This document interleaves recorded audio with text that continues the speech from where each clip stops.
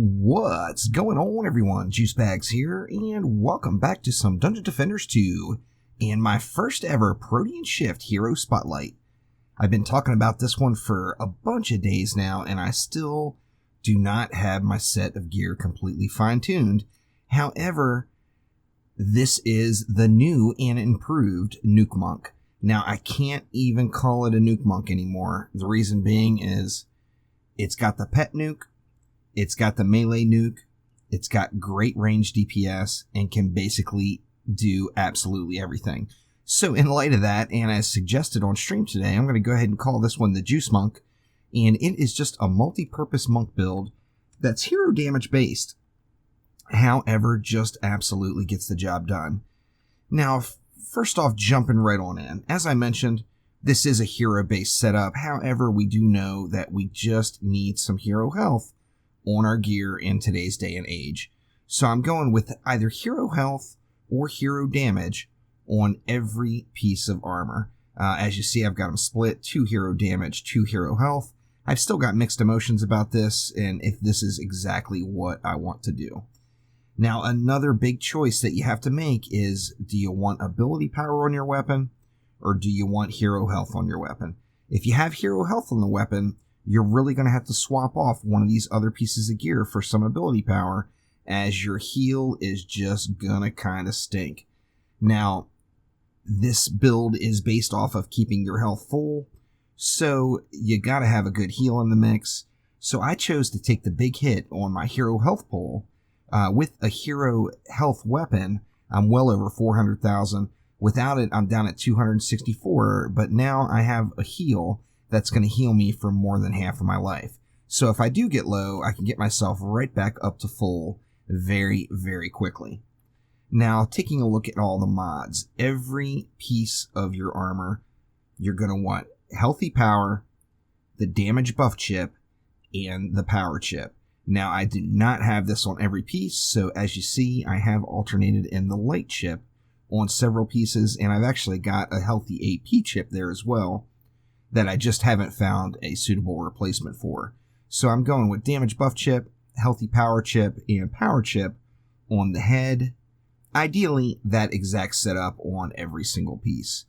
Now, on the weapon, Tidal Wave, this is the special monk weapon that you get for floor 80 plus onslaught that has a rare chance of dropping from the victory chest. It is just super fun. Even with this low quality version that I've got with only just one red bar, it still just absolutely dishes it out. Now, the only other requirement on your weapon is the piercer chip, as I personally do a ton of right clicking, as you all know. So piercer chip is required, as you're going to want to be able to pierce all of those geodes and shieldies. Now, headed back over to the armor and taking a look at the shards, I'm going with Inspiration, Mana Capacitor, and Heroic Boost in the head, Beacon of the Storm, Critical Strike, and Construction in the gloves. Critical Strike Critical Strike you should really have. Construction, I'm filling that in because I'm just not using abilities. I will Pole Smash every now and then on this guy, but mainly that's just for mobility. I'm not using the abilities an absolute ton, so I went with Construction just for lack of a better shard for that position. In the chest, we've got Power Gambit, Heroic Power, and Bulwark. And then in the boots, I'm going with Speed Boost, Radiant Critical Power, which is one of the Hyper Shards, and Crane Stance. As we all know, boot shards have a serious deficiency right now. The Radiant Critical Power is not affecting the build at all. It's just there to affect any defenses that are nearby. So if you don't have that Hyper Shard, don't sweat it. You don't need it. It doesn't encompass any of the build at all. Now over to the weapon. I'm using Thunderstruck, which is another one of the Hyper Shards. If you do not have Thunderstruck, I personally would suggest using Burning Strikes, as it's going to add a little bit more DPS to your build, and of course it's always cool lighting stuff on fire. Now, as I mentioned, this build is based off of keeping your hero at full health, and currently Ancient Power and the Life Leech available through Ancient Power is a little bit buggy, so I'm going with the Life Leech Shard just to ensure that I always stay at full health. And then last but not least, Drenching Strikes. Drenching Strikes is a very important shard, particularly if you plan on doing any levels of Onslaught, as Drench and being able to apply Drench to enemies is just a really, really huge deal. Now taking a look over at the Ascension. This is a DPS build, so of course all we're concerned with is the 4 Ascension at the top. I did go with Hero Crit Chance first, and I would suggest that first. Then Ability Mana. Then move over for a little Quality of Life and Movement Speed. And then finally go into Hero Crit Damage. Now, of course, we know it doesn't take near as much to get your Hero Crit Damage up with only 20 points available now in that tree. So, like in my case, I'm really close to actually being able to go ahead and max out all of the utility category Ascension on the Monk.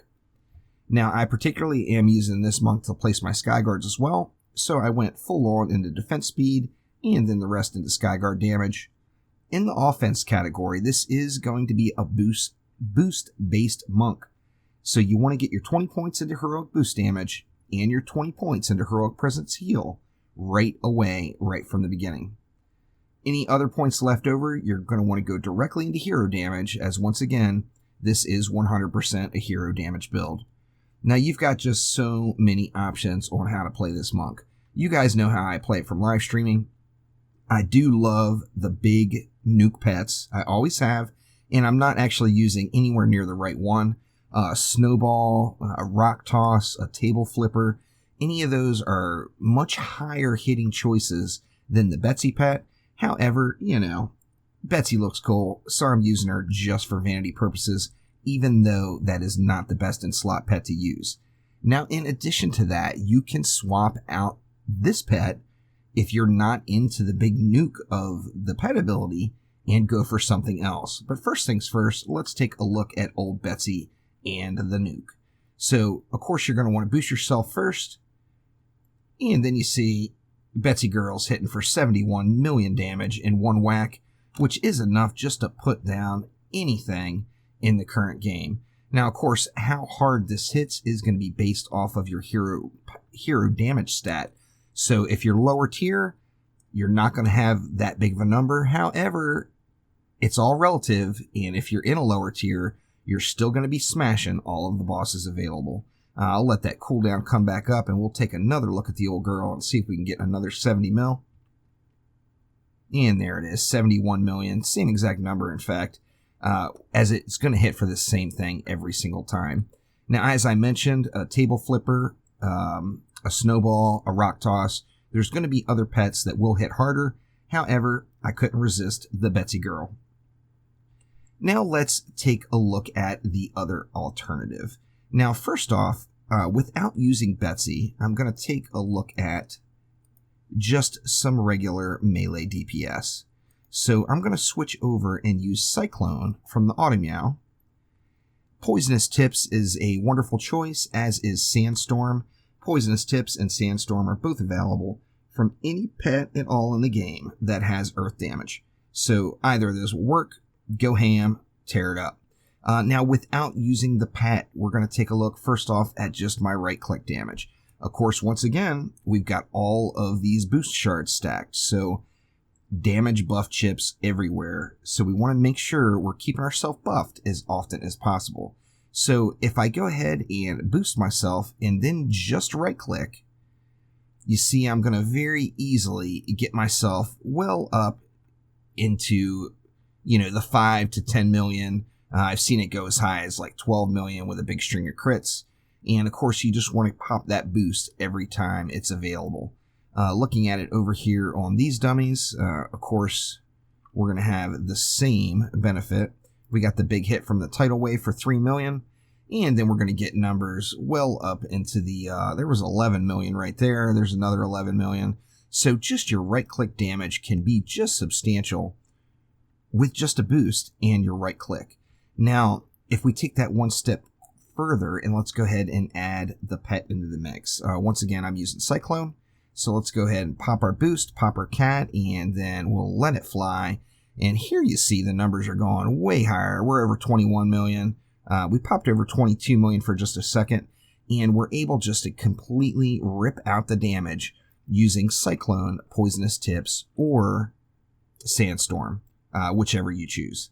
Now, moving on over to the melee side. Now, speaking of the melee side, I am 100% using the wrong weapon.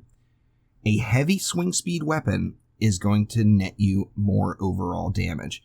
However, this is a build that I'm using, and my favorite weapon is light. I just love the fast attack. I love the animation on it, and that's the weapon I want to use. So I am going with a light weapon.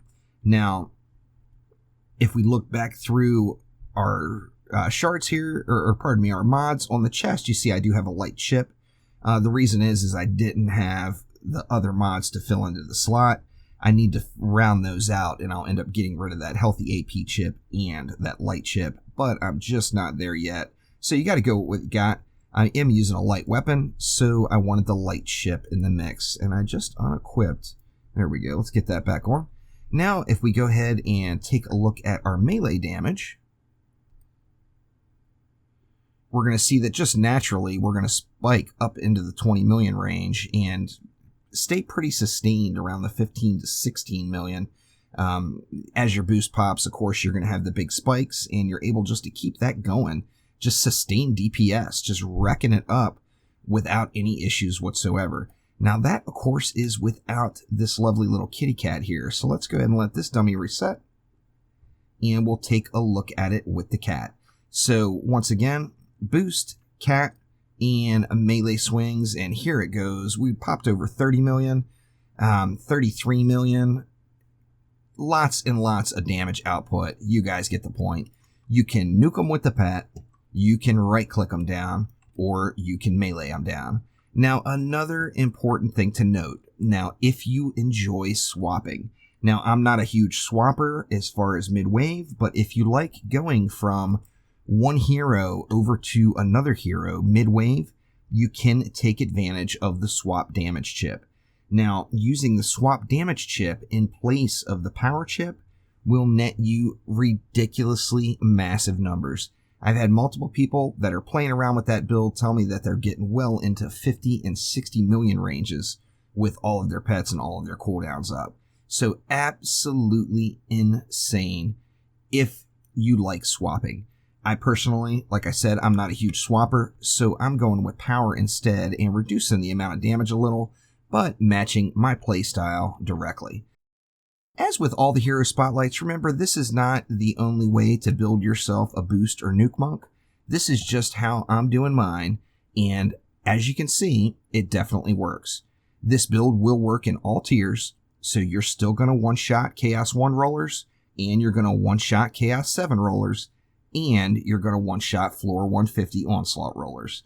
So good stuff coming from the monk, and it allows you to play them absolutely any way you want. Now, before I end off here, it is important to note that there is another very big nuke build, and that is the last hit build. Now, if you are using a heavy weapon, let me see if I can find one. That one's a medium. Is there a heavy weapon here somewhere? There's a heavy. If you are using a heavy weapon, you watch your swing animation. You see 1, 2, 3, and then a big overhead swing is the fourth swing. That fourth swing is the hardest hitting swing that there is. So if you enjoy that playstyle, you can do 3 air swings and then 1 big swing at the end to stack all of your buffs up onto. Now that of course takes a little bit of practice and a little bit of timing and is not as easy as just spamming your pet button. So of course I'm always going easy mode. It's all about the pet for me. So that will do it for now. Hopefully you all are enjoying the time and the mods and everything cool that has come to Dungeon Defenders 2. It has been just an amazing opportunity to have an absolute blast in the game. So thank you once again, and I will see you next time around. Take it easy.